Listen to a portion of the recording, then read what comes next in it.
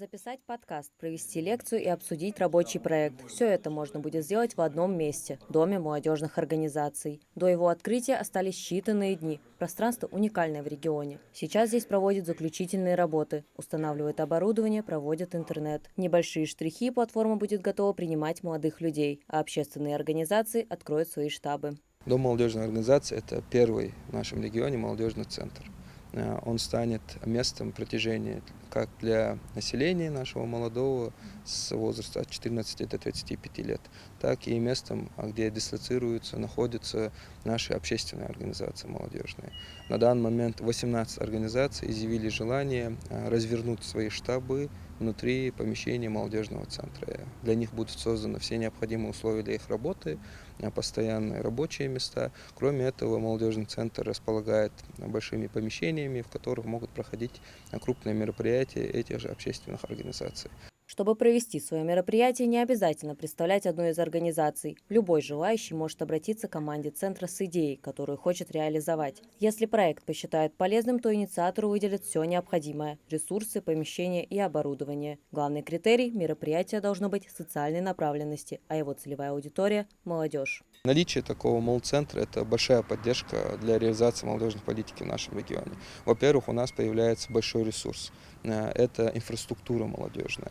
Еще большой поддержкой является для общественных организаций. Я лично сам был общественником, 3 года работал в этой сфере и, как никто другой, знаю, насколько важна общественная организация, наличие своего офиса, своего места, где они могут работать. Зачастую, в отличие от коммерческой организации, общественные не могут себе позволить постоянную аренду.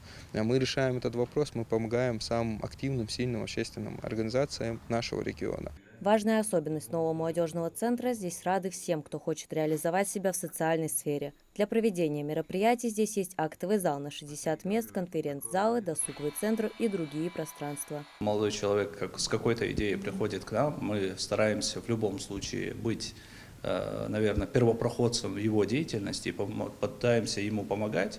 И если он горит какой-то идеей насчет снятия какого-либо подкаста и приходит к нам, да, мы оказываем ему посильную нашу помощь, предоставляя и помещение, и оборудование наше, и где он может по последнему слову техники условно записать свой подкаст. Площадь 1000 квадратных метров позволяет без проблем располагаться здесь всем желающим. Свои штабы, помимо юнармии, движения первых ассоциаций ремесленников и волонтерских движений, откроют и клубы по интересам, например, интеллектуальные. Команда Дома молодежных организаций решила даже проблему фрилансеров, которые все еще вынуждены работать в заведениях общепита. Вот здесь, например, молодые люди смогут работать. Это своего рода коворкинг. Приходишь с ноутбуком и занимаешься своими делами. А если работать не на чем, то в Доме молодежных организаций без проблем предоставят технику. Создание такого пространства – результат федеральной и региональной поддержки. Руководство республики выделило молодежному ведомству помещение и бюджет для обеспечения зарплаты сотрудников, а Росмолодежь направила субсидию на ремонт и оснащение. Сейчас команда Дома молодежных организаций располагается в приспособленных кабинетах Коммолодежи, но уже с 26 февраля ситуация изменится, и здесь ежемесячно будут проходить десятки мероприятий, которые не проводились до этого. Мария Макиева, Сулейман Костоев, Магаз 24.